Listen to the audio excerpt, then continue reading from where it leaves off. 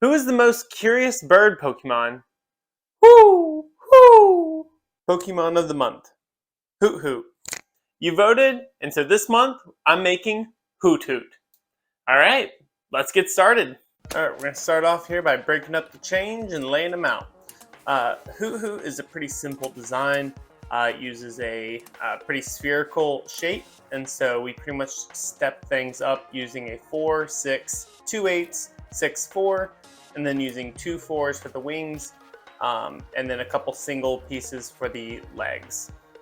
So for the body here, again, it's a pretty simple design. We're going to use 2 4s for the top and bottom, 2 6s for the second parts, and then 2 8s for the middle portion.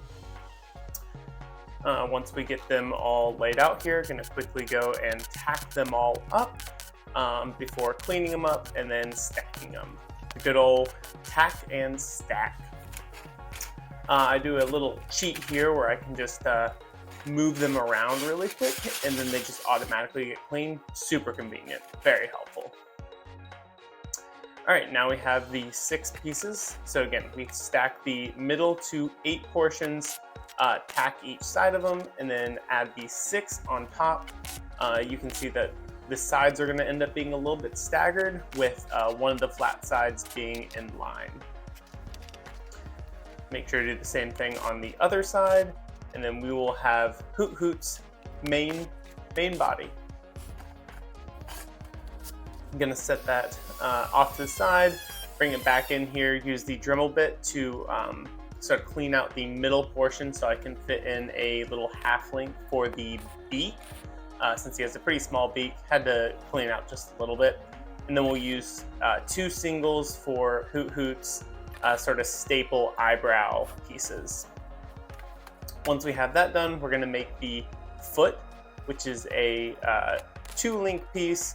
And technically, Hoot Hoot actually does have 2 feet, even though he only stands on 1.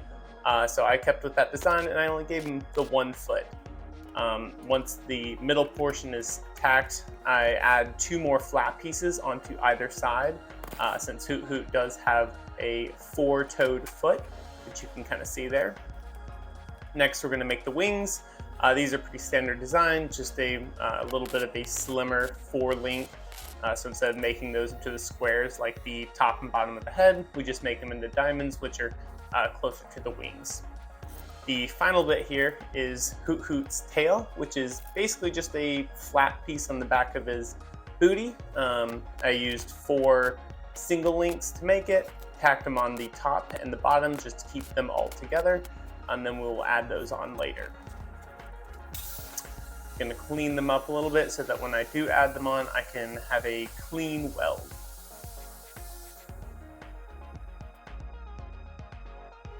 All right, so now we have all the parts, and it is time to put them all together. So we're going to turn Hoot Hoot on its head, and then tack the foot onto the very bottom. Next, we will add on the wings. These are just quick little tacks there on the top. So that was 1 wing, 2 wing here, and then the tail onto the end, and that will be it for the welding. So we have Hoot Hoot in his raw design here. Going to clean him up just a little bit, taking that angle grinder just to clean up the bigger welds. So you can see this is his raw form. And now it is time to add the paint. We use a light brown base coat and then do the rest of the painting by hand. This is just it's not quite white, but more of a beige, light brown for Hoot Hoot's underbelly. Gotta get all around the foot. It doesn't quite wrap all the way around. It is more so on the underbelly, so it kind of stops short on the sides, even though it comes up a little bit more in the front. And making sure to get in between all the chains. And then using a sort of pink, and I also mix this pink with the beige to make it a little bit less pink and a little bit more muted, which I think just aligned better with the color scheme for Hoot Hoot. Got to get between all the little toes there. Even though this was sped up, it did take quite a bit of time just trying to get the layers in, and it took a couple coats as well. And we're going to use that same color for the beak as well. All right, now we're gonna add a little bit of orange for the eyes. Again, I kind of avoid doing paint for most of the eyes. It's just in the style I do. I don't like getting into those details. But because Hoo does have very large orange eyes, it seemed like a pretty key part of his design, so I did want to still include it. And then I go back and I add all the black for the eyebrows, and you can't really see it here, but they do extend for Hoot's eyelashes as well. So there we go. There's Hoot from its raw chains all the way up to its final painted form. Hope you enjoyed it.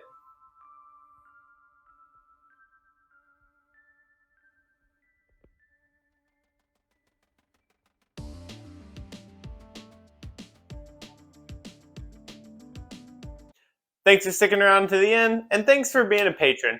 Again, if you enjoyed this content, please share it. It helps the channel grow, and the more we grow, the more I can offer for you. That includes giveaways, contests, and just expanding the art. I would love to get into some 3D printing and just some other art styles as well. So, again, if you like this, share it, recommend it to your friends, and thank you.